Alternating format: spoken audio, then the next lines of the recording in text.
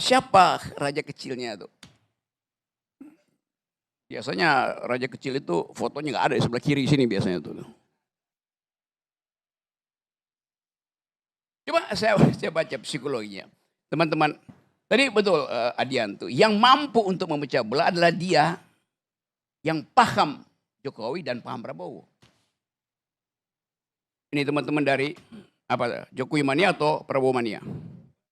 Dua-duanya. Dia yang potensial memecah belah. By definition tadi. Karena dia mengerti Prabowo, dia mengerti Jokowi. Yes, coba. Ini saya cuma pakai argumen Adian ya. Bukan begitu dong Bung Rocky. Oke, coba apa? Iya kan? Ya kan kita ini kan sudah masuk di Prabowo sekarang. Ya kan? Kita membela Prabowo karena itu ada keberlanjutan yang kita ini kan. Jadi Anda nggak membela Jokowi lagi? Jokowi mania dan Prabowo mania. Ya kan? Kita membela Jokowi ya. Kan ini kan sudah selesai. Dengan Prabowo. Jadi ini. tidak lagi Tapi membela ketika Jokowi. itu, Okay. ketika ya. Oke, Ketika tidak. Yes.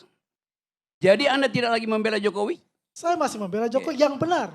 Kalau itu salah kita juga katakan salah. Anda membela Prabowo? Jelas itu saya membela Prabowo. Anda ngerti siapa Jokowi? Jelas kami juga Anda ngerti siapa Prabowo? Kita mengerti Prabowo. Maka berlakulah dalil Ahdian. Anda bisa memecah belah. That's logic sih begitu.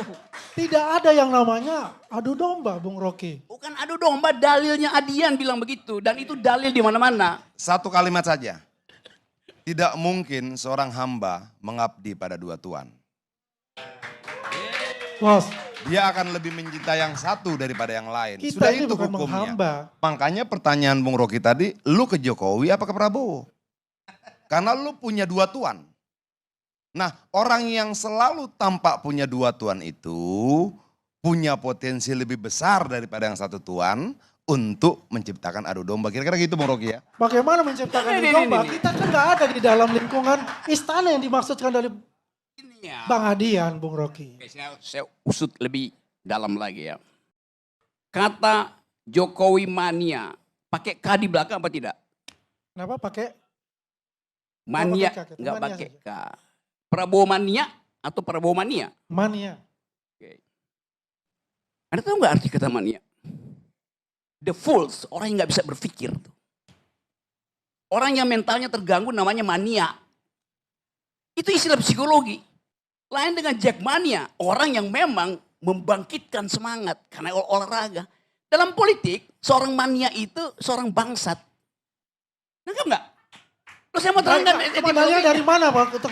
Untuk dalilnya dari mana mengatakan itu secara psikologi? Saya terangin ya. Ya.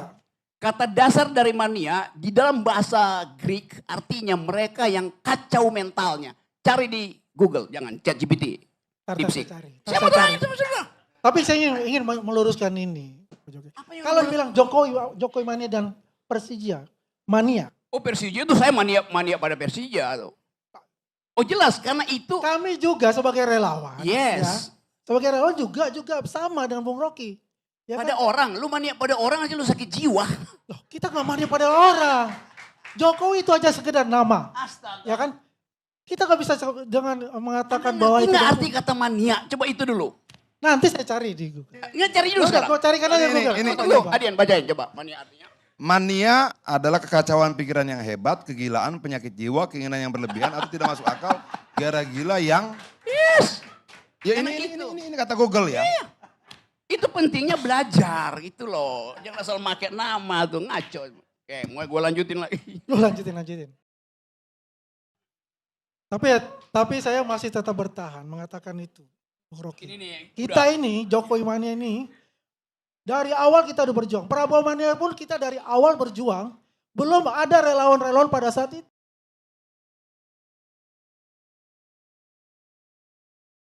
Nah, kita jangan bicara sepotong-sepotong ini. Satu nama ini. Iya. Iya. Kenapa pakai kata mania tuh ganti deh itu. Nanti orang akan catat di sejarah. Ini orang-orang dungu nih. Ya jelas loh. Ini kalau bicara Bung Rocky tentang dungu ya, master of dungunya Bung Rocky ini. Karena nih, apa yang barusan saudara lakukan itu namanya strawman strategi. Anda mencari bagian lemah supaya Anda tidak mau menantang bagian yang kuat. Argumen di Google tadi. Lihat Anda kebodohanmu. Enggak, saya serius ya nerangkan ini ya. Saya senang ini kan secara akademis. Yes. Tapi saya bertanya nama itu. Yang ada soal. Ya sudah, makasih. Ya udah gak ada soal. Betah dengan kedunguan ya. Saya oke. ada pertanyaan Bung Rocky ya. Oke. Dan pertanyaan nih kepada Bung Rocky. Jika pengertian mania seperti yang disebut itu tadi, apakah mungkin mereka menjadi faktor keterbelahan Jokowi dengan Prabowo? Menurut Profesor Adian harus begitu kesimpulannya. Saya cuma nerusin logika Adian ini. Oke, saya lanjut ya. Oke, pelan-pelan.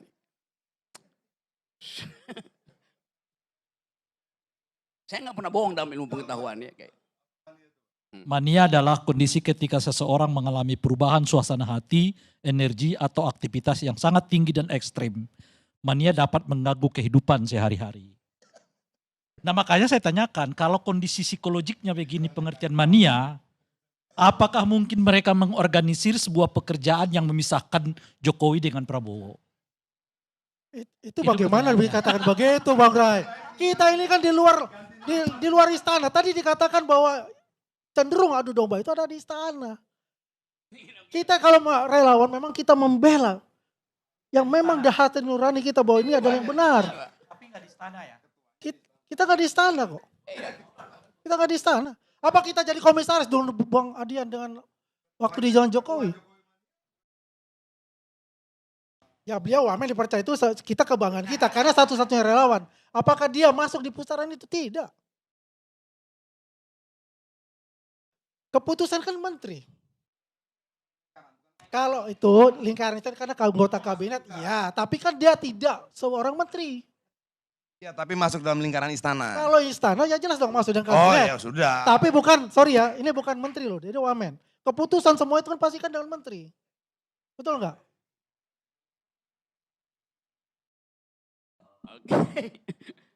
Oke, pelan-pelan ya. Apa yang jadi masalah di kabinet dalam pemerintahan? Tadi komunikasi. Artinya seluruh keterangan public relation dari kabinet dibatalkan oleh public opinion satu netizen tadi itu. Beda antara public relation dan public opinion. Public relation namanya humas. Tugas humas harusnya ya, di-out dari tugas humas, membuat satu keadaan supaya rakyat mengeluk-elukkan pemimpinnya. Entah presiden, entah menteri itu. Itu fungsi humas. Yang terjadi di istana, menteri memamerkan dirinya sendiri. Beda itu. Dia meminta untuk diakui. Itu tolol. Humas artinya membuat peristiwa supaya publik mengakui dia, bukan dia yang meminta. Itu namanya iklan. Beda iklan dan public relation. Beda lagi dengan public opinion. Jadi sekuat-kuatnya public relation, iklan kabinet dibatalkan oleh public opinion netizen. Jadi Anda suruh tuh tim komunikasi istana itu bodoh semua itu. Benar sungguh. Bayangin. Capek-capek kasih uang ke media massa segala macam itu, ke lembaga survei Prabowo 80%. Lalu datang speaker dari House, speaker dari istana, bicara macam-macam puji-puji. Berhari-hari, berminggu dalam 100 hari dibatalkan oleh public opinion anak muda Indonesia yang kabur dari Indonesia karena menganggap dia nggak ingin mati di sini, dan semua netizen mengatakan lu bener. Itu soalnya di kita. Jadi siapa yang akan memecah belah? Ya public opinion, public relation pemerintah yang buruk. Nggak bisa contain public relationnya kan. Setiap hari public relation pemerintah buruk banget tuh. Itu soalnya. Ya. Di dalam.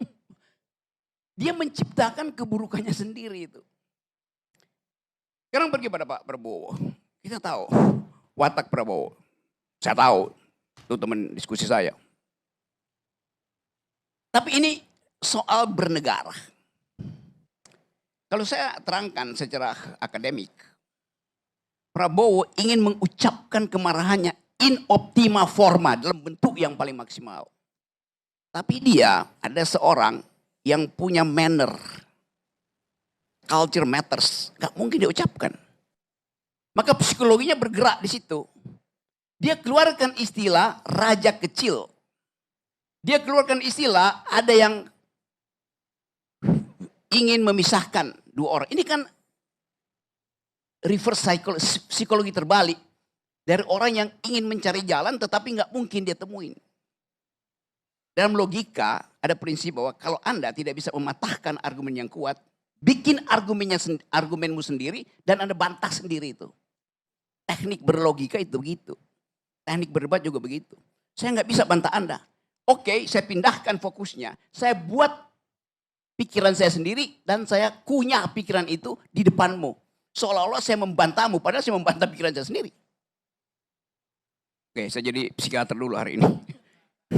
Karena kelihatannya Pak Jokowi juga mengalami keadaan yang sama. Kegelisahan psikologi yang sama. Saya lihat Jokowi diwawancara oleh Mata Najwa. Ada nggak yang perhatikan? Kaki Jokowi tremor sepanjang. Anda perhatikan? Tidak nyaman. Duduknya juga begini. Akhirnya mungkin Najwa berpikir, udahlah jangan diteruskan. Makin lama dia makin gugup. Di dalam psikologi, kegugupan itu namanya delirium. Delirium itu bagian dari mania yang tidak selesai itu. Jadi itu yang terjadi.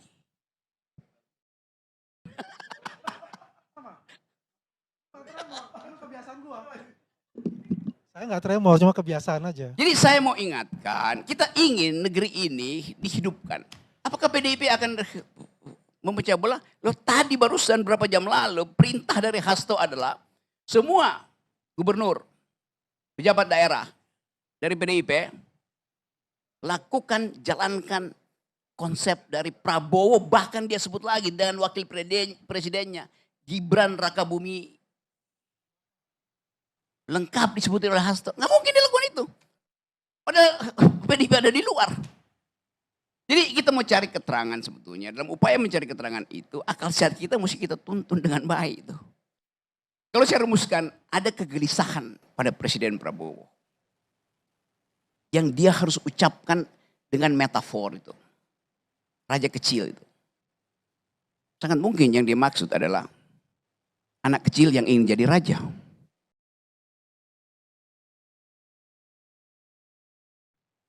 Terima kasih.